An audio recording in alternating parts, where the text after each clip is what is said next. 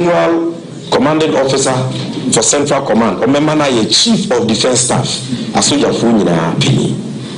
And they say, Papa no, wadare no MPP fu soja, MPP financier, okwa sentimental mo. Ni semwa, nyina yini. I don't necessarily see catch say. I'm MPP for some of our campaign. Na ele America say we need to be in the bush of nyina kwetena buchi. Ena only MPP for plan say na kakrake starting from special voting day omo de basabasa ye ebeba abatu enimu. Okay. Yabo makwaba. Abuntame Josu biemu. Sami Jamfi has made such a wild, dangerous allegation. The Casa all cano, HSA, yeah. Okay. IGP say they will deal ruthlessly with anyone. Obe Koso, obe fomented trouble.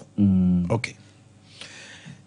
Commander Alex. Michael Opoku.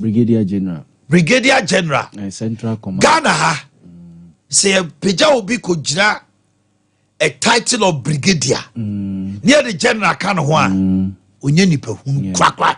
A ba military man. That rank yaw. And your rank kitwa. Some experience. Sami Jamfi say Papa no etiogu ni fie. Meboa. Any military uniform. Military uniform ewo ni fie. Mr. IGP. Sir, immediately when it comes to interior issues, about to on the bambo or no yes. It is a Samija Fia Buano. It might identify Nipa Bakwa. Obetua mo yenesi or mem one my IGP what way. Be a Samijan film for the evidence in command IGP. Is the IGP waiting for evidence? No. Sir, no press conference. Yes, so immediately Samijan Fish should be invited to help them. Because as soon as Samijan Fia Kano Yaw, who papa? Papa, soja ntade gudem. Soja fontade enye stores newo. Ba konta se o soja fontade gudem o ye soja ni o. Ya we dabi o. Uniform o se no no. Ya we dabi. O si o soja ntade enye ono ne ntade o. O si wa pile soldiers uniforms. Gudem. A che so de be mas enkrofo bi o munya soja fo. O si o training krofo wo asutware. We na training wo mo. Papa we na buae ema mu di nsemhunu wo ayi ayawa so west will go. Eti nanado the number has wo me command. Head of command no one sound fomented trouble. Na me ba wo. Yaw. So wo baby a if you are in a glass house, will you throw stones? If you are living in a glass house. Ashanti region high MPP stronghold no. Brigadier me fomented trouble. So omewiem free Ashanti region. How? O say nanado a the the Brigadier General Michael Opoku ba. Omeboa no na MPP wiem. Omeboa MPP. How is the Brigadier going to help MPP in stealing the election? How? Ashanti region. Yaw. Brigadier there no betima ye de awia banim. Mentia say. Say omema enkrofo akobro enkrofo. Na yaw. Me wasafo to aba na se enkrofo be bro ye wo ha. Me aba no metu biu. Oh, David. Go coffee and it's a why the betiano. It's some people in a betiano. Almost strong good, but I contact me a quackotwaba, aka 17 days. And I got that. You're more by home for allegations. A Bruce say you. Obakaya 2016. Yaw from 2008 2012 one MPP for allegation ye training crofo we suchare any achiase ayi jungle bondaze obi o power opposition say incumbent no training crofo say who te da ye yatiti we yete enye hu bebre ebeba bonten akonta okaya 2012 ne 2016 ye say omo di tuo bi free nkran abegura kuma say ama bewura kai say kakua kokura konya asem yeso me de ewura barracks ayi e process complex ema soja for kra ba mi office yes obe kai nyina na nyina say kakua kuma kire omo baby a ayi ni omo pick up kro no ne number ene baby ekosi ye ko gina ye chama untumi anka say ya printe eno kwa na homa Kofi Boakye me eche no de kokot later ballot na way ya ti we ya bro masa want to come on some patch yeah better more than this and protect the ballot at the polling station nzemo mbeke isi bini sa dede we ya tia bre ena we akofa we abebe so we abem electoral commission person we aye ni ade no obi a opposition a okami yes anano minia kuma osebonsu obi I was a public say okay. Time a lot of pressure was on electoral commission say voter register no correct. Obekai. Obusa me near Kuma Sami Jamfi say it's voter register we na enye correct kra na enye papa. Say ya to aba no ma pari jo mama we ni obeji atum. Oso obeji atum. Dem mo obe complaining. Now there Ade anu so ayesi enye na kweta interestingly so mo ba when they all met Yahweh when they all met including the late Kuyadon electoral commission be here in the PowerPoint presentation ni bibia wi no what is obi akasa bio na demonstrations kura nkoso on the ballot on the electoral register across Ghana 16 regions yes demonstration when they met and they cut to chase say afa obi a metchre ne fom so ene ne wa hunu no Omanhene Yaw ama spoke all the parties spoke ebe we said the assembly kosi here ekoba said the electoral commission electoral voters register is legit oh edru maybe adede ne ya doso akota baby a yedru no ho brigadier general of the military such an allegation say na do asoma ne say omra me wi abamuma MPP and IGP to all. Yes, was stockpiling guns. It means the Brigadier General being alleged by Sami Jamfino or a danger to Ghana.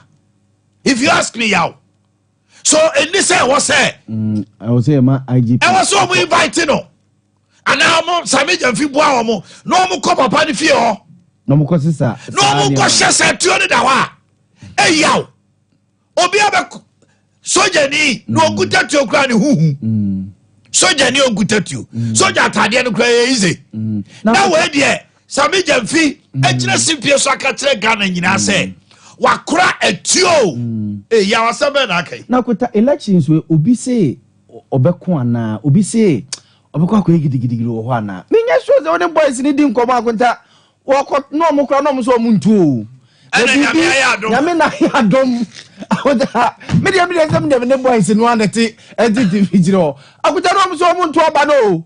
So mu potron ba bi na so omangwa mu bi ada no ma no adi no ma pom ba bi atena ko. Se o madwira sesa so de nya hwe be kwa akoto. No mu na sesa na e kwa akoto no. Nya so o kwa akoto se mi wi a no akogina police station wo kra so oba be pe bibia hwe o. Ana party bi ti be kokoto. Boys ni bi kwa o madwire se obekwa adwuma de no na echire wo pon ntam no oba na time wo mu a no waba beto akota omunya omadwire so obi ba be bibi o eti he sa ne ma na yei ne be fa ballot box na wa hwan no ebi e togufu anye Ghana fo ana bi ye omukwa kofa ni pefri boki na ma be ye miss Cranso akota boys no ene sa ne ma no akota those days o hwe akota efri emra COVID-19 be wiase ena ma wiase nyina hunu se enne eya dwene ene ye de kokun enye tuo ne sekan enye tuo ne sekan ye de kokun akonta eya dwene brain no COVID-19 akonta ba ye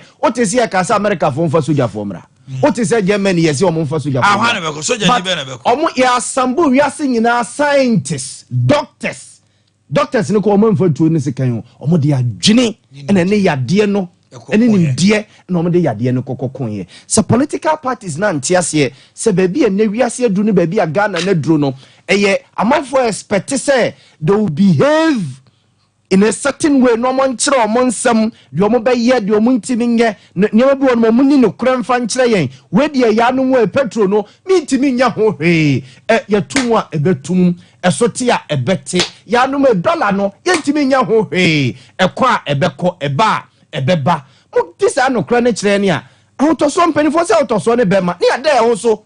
So akuta Papa for the dan catch no said the elections are won at the polling station. Polling station honomono. This time you should be training your polling agent.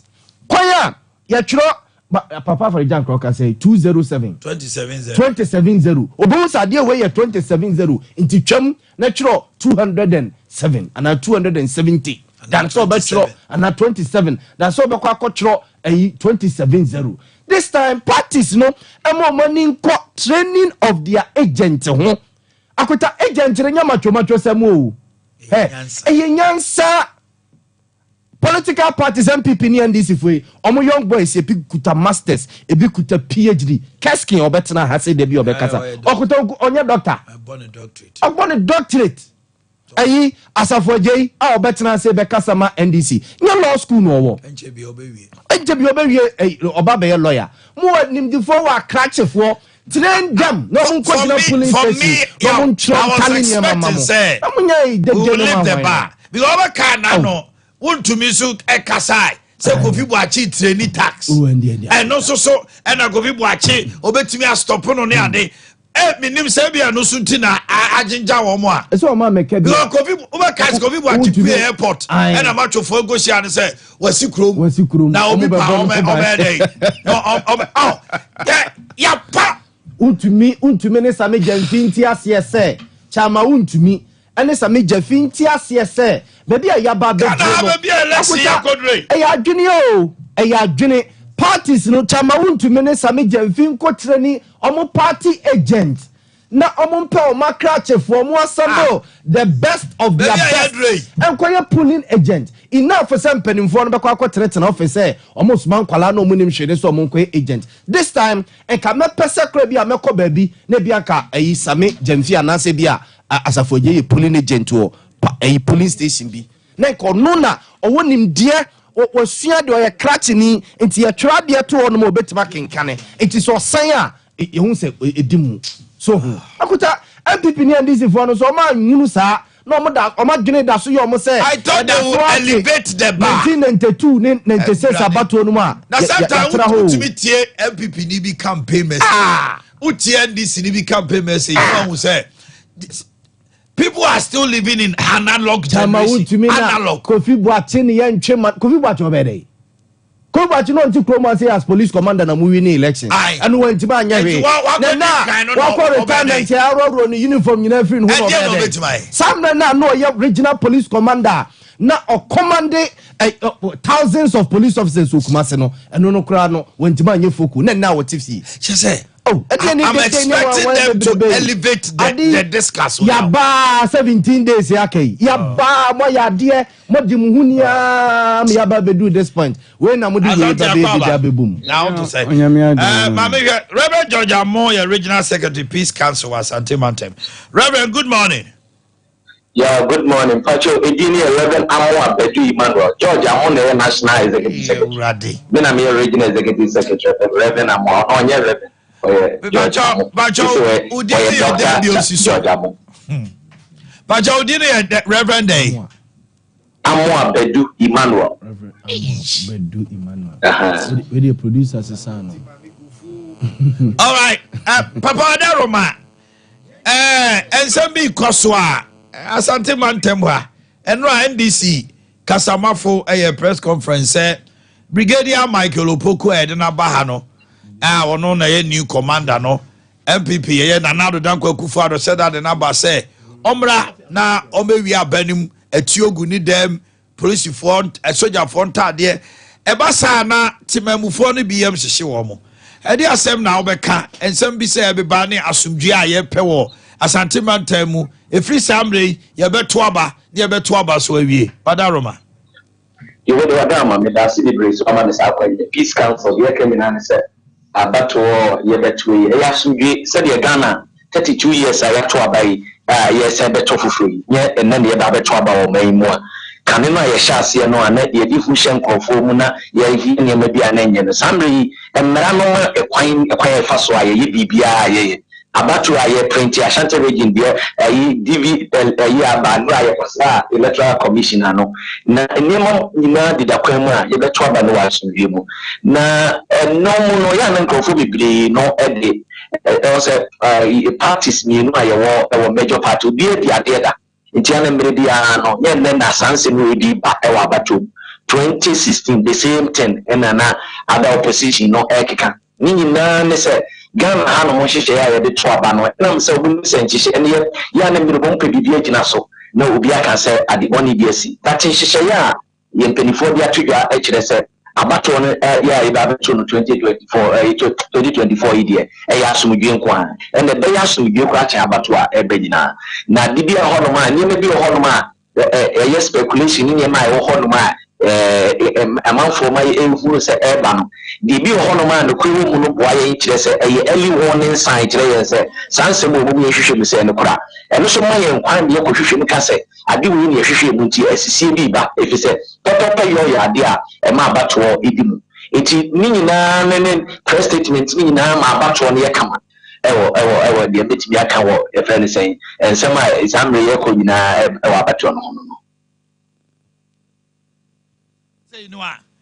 money stakeholders in kita hodie so akosi say because nipa bebre na abato no omunsa edurumu eya NDC MPP ni amanyoku ahodo omu nyina ejina no money omu kita ho die no te say you're see bebre okay you can stakeholders and the major stakeholder momo media for if is that sansem ya so bisa say NDC for the dia to tuga and the kwe woman the enye no bi if it says see am no tia say me wo friend say ayawaso report no white paper me wo paper na ha and pay ma analyze it na oye nyina ye media ni fura sa ne ma no na the kwe ne ne ma e ba ne no kra ye nyina si e Boakye say media report no ba ye say ne ko kai say na obi e kan e fa de me kore na da ho no e basa no e mo bi adwene mu da ho e ma no enti e ka stakeholders ne including mo say mo boa say no kore wo sa niema na elifu a e bon krofo no e kwan be ne be fa so ye firi ho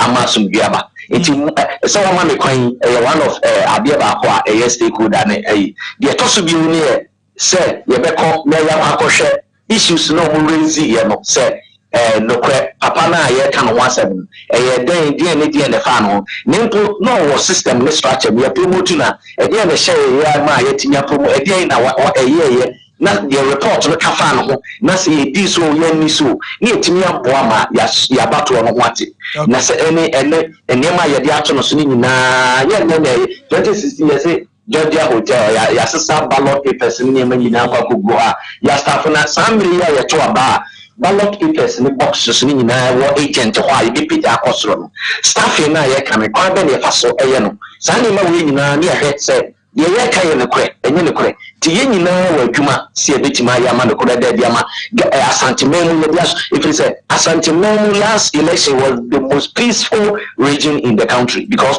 okra ba akokore ni ho ya de bompo. That's right. Ade ba ko isi ata nkisi o patanse a boys here akwale ye se okofa ballot paper mo hunu hunu no eno any ade a event a eno record wa it is year 2024 in film echi a ye say ye better than ena minim say ye say ye better than 2020 but enema ya keka fasa ade no hunu e kwa be ni bi sa ne mani nyina fi ho na ma abato ne emu ada ho kama eno na minim mi nyina adwuma ese be ma ye ni ada ho minim mi nyina adwuma say the ese ye no hwehwe mu ese ye no ni ma ye bi ye nuanom hu ni say nye ehu enenye vunuguna enenye ensema ye beka to nkofo so e kwa ye befa so agana fo de ombenya pepa abeto aba ma ye enho asem na ese ye ka ne boa se de parties ni ni nyina ta asubie no ya sumdue na ye pe no ye beto aba no ni ebenya asubie e wo 2024 abato yi Obeni medasi anopay Reverend Amoa Bedu Emmanuel Regional Secretary Peace Council na mnichana Azante akwaba enne nyame ya adomo a mene lawyer osensia me pacho Shadrack fa ye ne flyer no toso ono ne EC director a wo Asante Mantem ye ne no one on one o ma ho siesie enema a o ma ye complaints akọ the how our resolve bibia omo nkrata ya printed ya bre wo mo ena no pay My special guest is the director of the Electoral Commission, Asante. Lawyer says here is new, right? So are you new?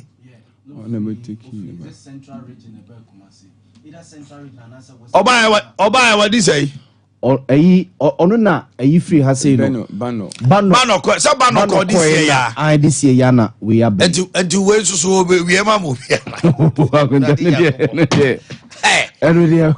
masem ni o when we are going for elections your money to say government business should cease. Government should not even appoint anybody. Yes you go to be ni say oman no ya adwuma bia was so BBS hey Asante Maminti na branch na background na me dey kakra some minutes na Ricardo Meshe there cost no it is expected say definitely political parties need omo nya any iota of doubt behind the raise unexpected events and noise about it but me dey assembly nyina me begin with the question approach say no cre say papa no now I always work on work ho 2 promotion was it due and we do when it's udu rank one a mob say appointment now ubinya due to me government events trusting you so I'm the senior officers military officers and ya ubu obetim 3 years enya ni promotion whatever and it happen nya se bia na ado nko a omo taye sa na ma ntimi de ya na ho me nko ho but the me hwe ni say no cross said na ba Ashanti region na me de papa na peace council region papa you can de na ba ma ju kakra ni say white people no yeah when say a whole committee I was so well work on electoral whatever ni nyina o man report white people na business say mu nya yin si amfa nya adwuma ade ba ko ha papa me short pa oni wi so buy any za committee no motema no na so okote yetima no na what transfer ya white people ya amfa nya adwuma no eno na ade ba ko ha no enti mama me there we should be expect some of these things nemo de me no ya adwen kakra ne say electoral commission events NDC for some jemfi asem na waka no I was say right now no nke no okasa wiye na no information ya timidi forward ma the IGP the Inspector General of Police e wo mem no take action ye obaboayen with the available evidence na no cra the man must be invited because we are soldier ni a wo interior wise wo share the police nasi because on the team that prosecution powers are but me who's ampa say ni the defense minister is there na me make say in terms of say omu paying your friend say chief of defense staff and I say CDS my chief of defense staff you can speak to the CDS that this is the commission we have the defense ministry yes, we have concerning your brigadier and you know, we can do all this. We can do all these things. Yes. But this particular elections on mine. Look at the issue. Someone say Yakwa Bedu 17 days. Is it the issue has come at the doorstep? Say a message. Any last minute shenanigans, parties in the and then for that matter, now also so how you also repel some of these shenanigans, you know, and this is what you should be expecting because Ricardo, now I can find to me cake as expected. We watch what is so scary about it at this time around. And the politicians in there, and it may be, but yes, journalists, we can blame the media. Say that's another betuja. What I say, we the assembly betuja. If we bring it on board for the public and for that matter, the stakeholders to review some of these statements. We should be expecting. Yeah, because my cousin said, Ben, our community, I say, Omaka say, as you come, I say, my baby, Ashanti region, how far? And then all of it got foiled. Mama number, and that is what you should expect. Say, and yeah, region bia and many back on Pemania General Commission say, ya boko, you better ban. Irrespective of the volatile nature, no, you are going to provide security for the good people of Boku to cast their votes. And I say, you need you home because you can say, yeah, tea and welcome. You control Benny, yes, Ricardo, good morning. Ya on a 7 himself. Never himself Black Stars. Bobo Kumasi, I won't cry. Tuesday, no, Monday, Monday, Yaw. Monday, yeah, Monday, the Jeff Father said 2-1. Nkrofo no omububu ye more no ma bese yen. Me say Asante. Boys na omububu ye. When I told you say me ma forget about Black Stars. No, but the sports guys have not been fair to Black Stars and for that matter Ghana game. Are they? Because same level me commentary. Commentary there. Black Stars there. Man, Kobusa say how many stations omu wasting omu time? Yes, commentary no. And the man Oka say ya debia ya dey radio di. Chebe Asante. Ya dey credit. Yeah, the media space. TV, media space. Yeah, the higher commentary phones are. But this is the first time. Assembly Nelson ye krano. Oma issue statement said the executive board will not resign. Can you imagine? People are not even sampling in front of me. If you are no money, you will call for their heads. You say, I mean, shadow team manager no never pen the paper. Well, who say yes? What can we be? I know from so. Yeah, but why? Oh, baby, be a come. Look. Oh my. Oh no, what's this? Oh my. Say. What's this saying about the anchor? Asna for Pamo teta da. Oh my. And yet the brother. Oh my. Asna, you eti busamo. Branche ya na yana ni triwi. To say me the year biya. O free Germany buy no. I don't know me. Or that's what better. I will no cross one resigning. Also, when Tranja could drag at also no senko resigning yan kwama me national team player. Kwama be coach. Into no sa resignation na mo get. But on my no can say blasters. Me this chance you can say be resignation cha. Team be ko grand zero cry be ko negative. Asante. Yenya botre. No, yenya botre ma why. Day one me ba on my me ba. He. Ye ko Afcon. Ye ko any agree team. Yakwani agree team. I say you need. I say you agree team. Kenya long term plan. Free say. Oh, Papa, your friend. What is it? Katokwe could take you over. We have declined to the zenith, to the last bottom. But I just have not. I'm can say the air cost one. Tell me, boo. The air cost one. Yeah. Any of them. I said I'm a problem coach. Young Baba,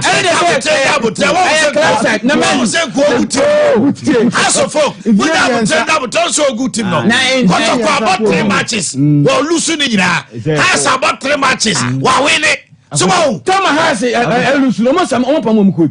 Who's that? Nowadays, how many months? And then you're not try. You better to me say, oh, it's your more time on town. Maybe I may see your man a long term plan. Team the above for normalization crowd your call. Aquara class. We are the say, where blasters now. Ye die last 10 years no. See na mo ye no. Ye